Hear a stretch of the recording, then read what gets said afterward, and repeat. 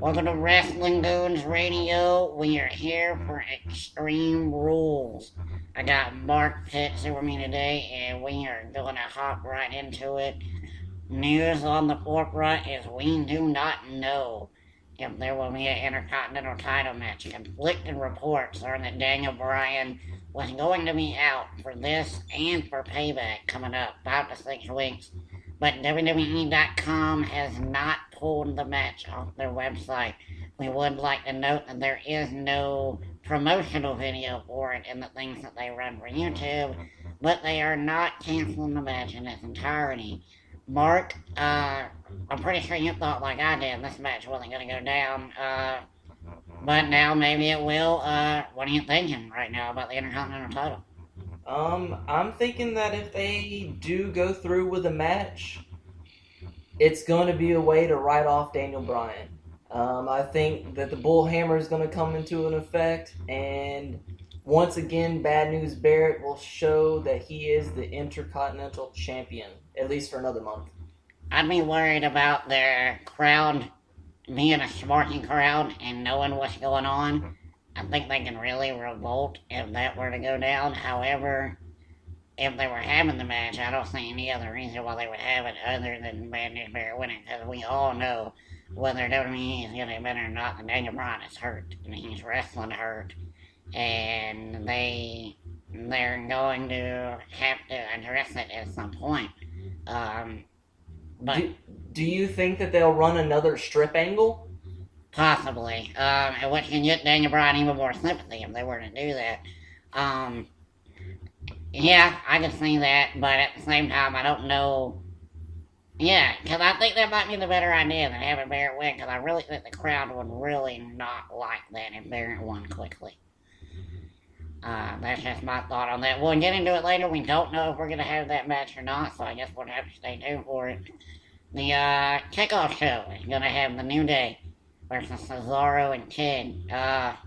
A match that surprisingly, if you would have asked me a month ago, am I excited for this match, I would have been laughing in your face. But Heel New Day has got me over on their side, and Cesaro and Kid can't do anything wrong, so I'm anxious to see this match. You know what? I could see a title change coming here, actually, because Heel New Day is getting so over that, they keep getting these dirty wins every single week. They may be looking at something different here. What do you think, Mark? Yeah, I actually do think that we might see a title change. I think that the New Day finds a way to win. I think maybe distraction from a ref, maybe a dirty win, maybe something dusty. They're rolling in heat right now, so whatever they can get to get over even further would be great, and I think it might actually turn Tyson Kidd and Cesaro back into being the face, and we could see them maybe changing into a face, because we saw Natty facing Naomi this past week on SmackDown, so apparently they're going more face side for Cesaro and Kid faction. Yeah, they're already getting mega pops when they come out every single week, so they're definitely making that turn. And with that New Day being the heel group, it's a good thing to balance off. I can see the tag title going back and forth, actually, between those two for a while. Well, next thing we'll hop right into is this last man standing match. We have Roman Reigns and the Big Show for, hopefully, knock on wood, the very last time. I'm gonna obviously go out on a crazy limb here. Roman Reigns is gonna win with a spear that Big Show can't get up from in this last man standing match. Probably through a barricade or something. Mark, you gonna be excited for this one? I'm hoping that obviously it's going to be better than just their normal singles match. I'm praying that they can't do any worse than any of those matches. So hopefully we see some more brutality, like we saw Roman versus Brock. That was an all-out just fist fight. So hopefully with the last man standing, WWE doesn't give us something stupid about Roman Reigns burying the Big Show with a whole bunch of crap, and he actually knocks the crap out of him. So don't John Cena, Great Khalias, huh? Yeah, no John Cena's burying people with stage equipment. No Please. bulldozers landing on top of the big show. And Yeah, no. okay, I agree. That doesn't make Roman look strong, guys. Don't do that. What do we got next, Mark? Next is the Kiss Me Arse match. Oh, if I have a match of break, this is gonna be it.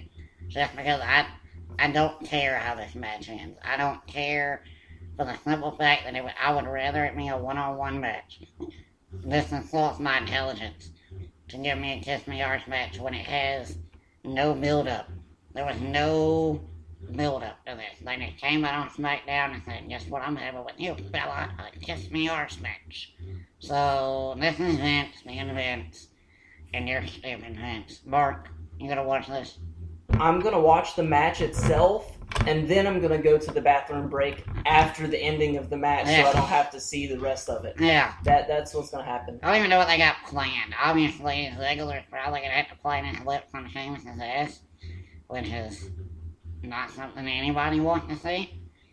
Unless you're Vince McMahon, and then you can't get enough, apparently. Okay, so did you see the tweet that Dolph Ziggler sent out about being pissed off and all this and that? Yeah, I didn't see it, but I have heard about it. Go Okay, ahead. so my thoughts are that he's going to lose the match and have to kiss his arse, and then that's when he gets the pissed off and then he quote-unquote leaves and whatnot. He's going to pull a CM Punk and just do a worked disappearance. Yeah, I think that could be a possibility. And also, WWE.com did an interview with Sheamus, and he told the whole universe that they can kiss his arse too. It's pretty funny. I mean, I'm sure Sheamus is killing this heel thing right now, but he's going to have to expand it more than the bullying guy to me, because I'm really getting tired of the whole, I'm bigger than you and you're a little man. Like that, you can only say it so many times, and then I'm like, alright, I got it. Thank you. You can tell that he was Triple H's weightlifting partner for a long time. Yeah. Him and Triple H talked heavily about big men. Exactly. Oh my god. Yeah, this will be one of those matches that I don't care, but seeing how I gotta pick a winner, Sheamus, obviously. Mark? Yeah, I'm going with Sheamus as well. There's just too much leading up to it, and I think Sheamus is probably in line for a push, maybe against the Intercontinental Champion, whomever comes out of that match. No matter what happens, if nobody kisses anybody's arse, we all win. That is true. We all will win. Alright, what's next? The next, we have a Chicago street fight between Dean Ambrose and Luke Harper. Probably gonna be the match of the night. I mean, how can it not be when you got these guys in a street fight? Doesn't matter who wins, honestly. I'm gonna go with Dean probably just because they like baby faces to win on matches like this. But Luke's gonna definitely make a name for himself. This will be his bring out party for sure. Yeah, it's gonna be my match of the night unless Rollins and Orton just surpasses all of my expectations. Yeah, for myself, I see Dean winning, but I'm hoping actually Luke Harper wins. Yeah. Because that would be one of his first singles wins on a pay-per-view. It wouldn't be his first. So yeah, I see them having great chemistry though. This has been from right before WrestleMania all the way up through now. They've been going at each other. So I find it really eerie that Luke Harper likes to live in the same boiler room that Kane did all these other years. Because apparently they sent Seth Rollins to look for him this week on SmackDown. Luke Harper lives in the boiler room, which is thanks a lot for being creative, WWE. We appreciate that. Yeah, I'm gonna go with Luke. Losing to Dean. So Mark has Luke, I have Dean. We differ on that one. What's going on next? Next up, we have the Divas Championship match between Nikki Bella and Naomi. Did you notice that they didn't advertise this on Raw or SmackDown? They did advertise it on SmackDown. Okay, so it was on there. Yeah. Okay. Because they did it right after the Naomi-Natalia match, and their explanation was because Paige was injured and is being held up medically, and she can't get medically cleared, quote-unquote. She's filming a movie with The Miz. Right, yeah. So the person that obviously can't wrestle that took the person out and gonna get the title shot. That makes a lot of sense. Hey, she's taking her spot now. She did. Okay. Well, in that case, I would have Hill Naomi actually win this match. I would have her become the new Divas champion, just for the simple fact that it's something different. You know what I mean? And the Divas division needs something different. So. Yeah, I think that maybe we might see a Brie-Nikki split up in this, causing Naomi to win. That could happen. And then we can get two separate feuds between Nikki and Naomi and Brie and Naomi. Yep. Because do you take Brie and Nikki and both turn them face? Or do you, like, what goes on? Well, I mean, if you have Brie cost Nikki the belt, then Nikki's still going to be the heel. Yeah, Brie's that's what I'm going to saying. be like, I was just trying to help you, blah, blah, blah. And they'll just run that stupid angle that we'll all have to suffer through one more time. But, I mean, if they don't do it that way and just have Nikki lose clean, do they both go from being heels to being faces? See, I don't think Naomi can win cleanly with her recent heel turn. Like, I don't think that can happen for her character. Because you don't want her. Then she's a babyface again. No, not if she just dominates the entire match. Then that makes Nikki Bella look like a weak champion, which I don't think they're going to do. Former champion. Yeah, dang. Already writing her off. So, yeah, I am going to say Naomi, though. I'm picking Naomi. I will say that Mark's idea is probably the best one, that the Bellas are going to turn on each other to make it happen. That gets everybody the heat that they so need and gives Brie the sympathy. So, I'm going with Naomi. Well, I mean, what more sympathy can you get from Brie than her husband's being written off of TV again? Yeah, well, it ain't the first time she's had to run this storyline either. So yeah, I know, right? She's, well, poor Brie. Yeah, I'm going with Naomi as well. I think they need to capitalize on her recent heel turn. They're giving her the mic a little bit more, which is actually showing that she has a personality. But what they need to do next is absolutely get rid of that music that she's coming into the ring with. Well, they can't do that because Vince loves that song more than any song in the universe. I mean, he let God come out to it, so if God can use it, Naomi's and her rectum can use it. It just does not fit her personality no more, though. No, it doesn't, because Funk is not on a roll. Alrighty, so next up we have the Russian chain match between John Cena and Rusev. The IWC seems to like have an orgasm whenever you mention this match. I guess it's a nostalgia factor, like they want to see the Texas Bull Rope match, blah blah blah, and this is the updated version. I can't get excited, I'm sorry, I can't. I don't, first off, the idea of slapping four corners is passe, okay? And that's all it takes to win a match. I'll end it in about 10 seconds. Okay, that's retarded. Secondly, we all know John Cena's winning. You know it, I know it, the Bears in Antarctica know it. John Cena is winning this match. He will probably put Rusev in a STF with the chain wrapped around his throat and do it that way. With John Cena going to be Super Cena in this. I'm not excited. And you know what, Mark? Lana might take a bump. She might take a bump with that chain. It could happen. I'm sorry, and I know Mark, and y'all can see Mark's face right now. As we all know, Mark was devastated at the last pay-per-view when Lana took her bump. And apparently she's okay, but she's going to be in the line of fire again. And that could be one of the highlights of this match, is Lana taking a bump with that chain. Absolutely not. Oh, man. No, sir. No, sir. No. If this happens, you thought I was coming out of the TV? Yeah. See, I'm on the other end. I actually think that it's going to be better than the WrestleMania match. These two behemoths can go at each other. And I'm waiting to see someone's neck get wrapped around the chain. And they probably won't do that because I've seen that they've been doing it around their face. Yeah. Which I know all of the lawsuits and everything, and they won't do it that John way. Cena looked like John Cena looked like a horse this week when he had it in his mouth. I was like he was riding him in the Kentucky Derby. I was like, seriously, what's he gonna do? Bite it? Wow. I'm just hoping that they don't give us a stupid finish about, like, one person goes and taps one corner, and then the next person goes right behind him and taps it all the way to the last corner, and then they pull him off, and then they barely slap it. I can see Cena having him on his shoulders at like the FP position or the AA, and just walking him around all four. Like But then Rusev, all he has to do is tap it after him. That'd be great. That'd be a phenomenal finish. Oh. If they all four tap the corners, if they both of them did, that'd be awesome. Cause then Cena could be like, well, I'm the champion, and the tie goes to the champion, blah, blah, blah. Yeah.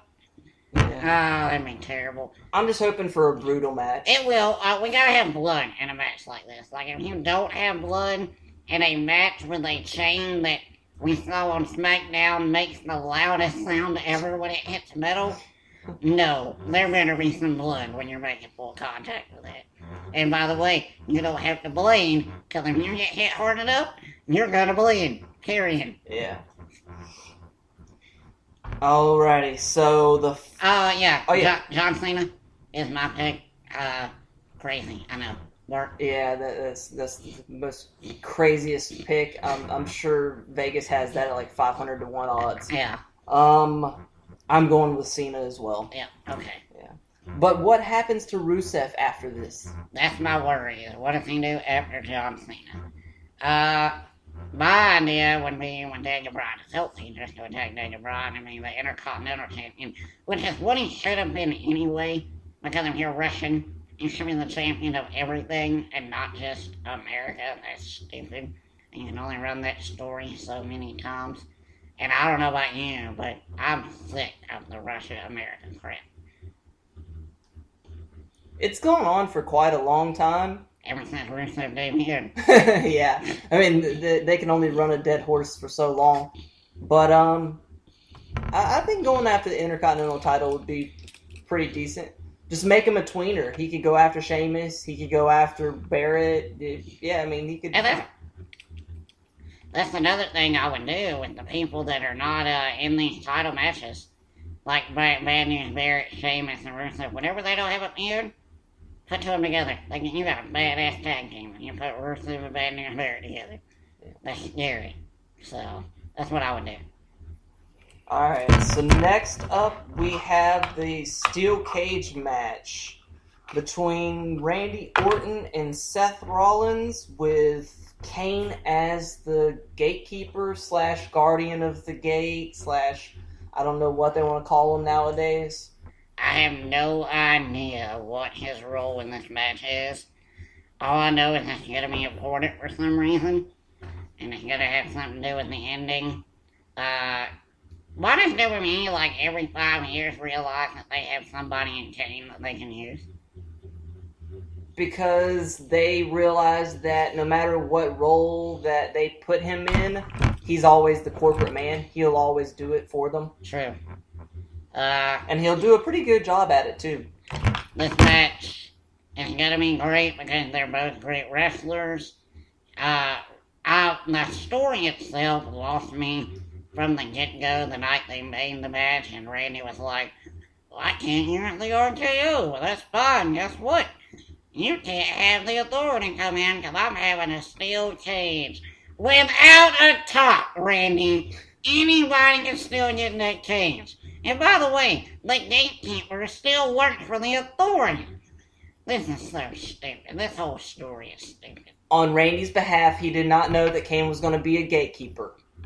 Okay, that's fine, but Randy should have known that the cell is a better option because it has a roof on it. Yeah, that is true. That is true. But he did go to WWE officials and make them officially make Seth Rollins not use the curb stomp. So that was all Randy. Officially, unofficially. So, yeah. Once again, they're insulting our intelligence by saying, well, it's not really bad, guys. See, we're just not letting him use it. That's all. Thanks a lot, idiots. Without the RKO, my only hope is that they bring the punt back, but with no curb stomp, highly unlikely they're letting somebody get kicked in the head. So, I don't know how this match is going to end. That's another thing. When you give me that spot on Monday night of Seth running off the cage and catching the RKO, There's not one spot they can do Sunday that's gonna top that. Nothing. Can't top that. But that's why they gave it to us on Monday. Because they knew that he couldn't use it on Sunday. They wanted it to happen. They're like, enjoy it now. See it out the cage? Not gonna see it Sunday, folks. You can push replay on Raw. It's okay. It's not gonna be impressive if he hits like a DDT out the cage. Like, I'm not gonna be like, oh, look at Randy with this new move. Like, no, that's stupid. I mean, does he pull off some kind of new finisher? Probably. It'll be something. It'll be like an inversion of a head drop. Like your hand will just get spiked to the mat somehow. he should go bang. Yeah, do the Diamond Dallas cutter. Yeah, it's totally different. It was totally different. It's totally different. I like it. That's genius. But guess who's winning the match? Seth Rollins. Because Seth Rollins is going to be champion for a long time. Yeah, Seth Rollins is winning this match. What I'm interested in seeing afterwards is Kane tombstoning the hell out of Seth Rollins to end the night. Is Bray Wyatt possibly talking about Randy Orton? Possibly. I'm thinking more and more that he's talking about Ryback. Unfortunately, me too. Unfortunately, the whole lifting weights thing kind of got me because I don't think Randy's that much into weightlifting. Nope. Maybe he's talking about Roman Reigns. I can only hope. Maybe he actually cost Roman the match between the Big Show. I don't know. That'd be awesome. Those two are awesome. I don't know how they would start a Ryback feud with Bray Wyatt when neither one of them have matches. Like, it doesn't register in my mind how they would have a match. Maybe we see I mean, Ryback get called out? Yeah, that's the only thing that makes sense. Like, if Bray comes out to cut his promo, and he just says, the man I'm talking about is you, Ryback, and Ryback comes out. That's the only way I can see it going down. What I would like to see more than that, though, is him cut the promo, tell him that he's talking about Ryback. We get the camera shot in the back of Ryback's locker room, and Ryback's just decimated. And then, like, Luke Harper's sitting there, drags Ryback up to the ring. Yeah, that would be nice. Luke Harper definitely can go back to just being... Like, Bray Wyatt doesn't even need Eric Rowan. He just needs Luke Harper. Like, Luke Harper could be his right-hand man. Mm-hmm. And it would be perfect. But, you know, we harp on bringing the Wyatt family back every week. So, yeah, that's true. It's just something we do here at Wrestling News Radio. Match of the night, Mark. What are you going to give it to out of this pretty slim card? It's not really a great card. I'm going to go with a street fight. Yeah, that's got to be number one, I think, too. Worst match of the night? I don't think that it's going to be the worst match of the night. The worst ending of the night is going to be the Kiss Me Arse match. Probably the worst. I think that the worst match of the night is by far going to be Roman Reigns Big Show. Because even if they do something spectacular for the finish, which they will, because it's the last man standing match, it's not going to make up for the first 5 or 10 minutes. So it's going to be awful. There's a bunch of punches to the gut and hits to the back. That's all it's going to be for about 5 or 10 minutes. It's going to be awful. So I'm going to give this card, if I were grading it right now, the pre-show guys, like, I never want to tell you not to watch a Wrestling Hit Review, but if you wasn't going to watch this one live and you had to catch it later on in the week or the next day, you wouldn't lose any sleep over it, okay? This is going to be C+, B- range for me. Yeah, just off hype alone, I give it a B. Mark's being a little more generous than I am. I mean, they might prove me wrong and come up with like a C- show, but as far as matches, I could care less about the Kiss Me Arse like finish. I don't care who gets to kiss whose arse, as long as it gets a good match. I'll just not watch the ending. I'm hoping that Roman Reigns actually shows some more power and strength like he did against Brock Lesnar and actually kicks and actually really hurts the Big Show. Because the Big Show seems, if you can actually make him feel something, he actually shows more aggression in the match. And you can go back to like 2003 with him and Brock Lesnar. Brock used to bring some shit out of Big Show that we wouldn't hardly ever see. Oh yeah, they had great feuds, phenomenal feuds. So I'm hoping that maybe Roman can pull something out of the Big Show. they're giving us one of the better matches on the pre-show. Like, I don't understand why you would do that, especially with how. I mean, I know I keep saying it, but folks don't want to admit it. New Day is over. Like, they're over as heels. Like, whenever you can get the crowd to participate with every move you're doing in the match, you're over. And the crowd loves Cesaro and Ted, so while you're throwing this as your match before everybody's tuning in, it makes no sense to me. Like, I don't get it. Especially when we think there might be a title change. Yeah. Last thoughts, Mark. Anything? Just do not make Lana take another bump. Because if so, she should just leave the Russian completely. Yeah, keep her house in Memphis, and I'll come up and visit. My thought and last thought is simply, whatever this kiss me arse ending is, please don't make us think somebody kissed somebody's arse. Please. And stop with these dumb matches. Like, we don't need them. They don't make the story better. They make us not want to watch the story. It's not hard. You know what they could do? If it is Sheamus, though, they could just white out the screen, and it'd be like kind of like the same thing. Yeah, you wouldn't even know that they blocked it out. You would just still be seeing a white blotch. Just white it out. That's probably what his real ass looks like without it. Oh my god. What if his ass has like one of those weird like goatees on it, like his face or head? He's got like the damn. What if it's tan? Oh man. Now we're the last minutes of this podcast has went off on a train wreck. And we are determined in the shade of Sheamus' ass. Oh my god. Excuse me, arse. Because apparently, Kiss My Ass match is taken already. God. WWE, thank you for continuing to insult our intelligence every single day. We will be back on Wednesday to cut this podcast for Raw and the fallout from Extreme Rules, which I know everybody is anticipating. We will follow us on Twitter at Goons Radio, Facebook at The Wrestling Goons Radio, and YouTube at www.youtube.com/Wrestling Goons Radio. For Mark and myself, we will be with you after Extreme Rules, and we will see you on the flip side.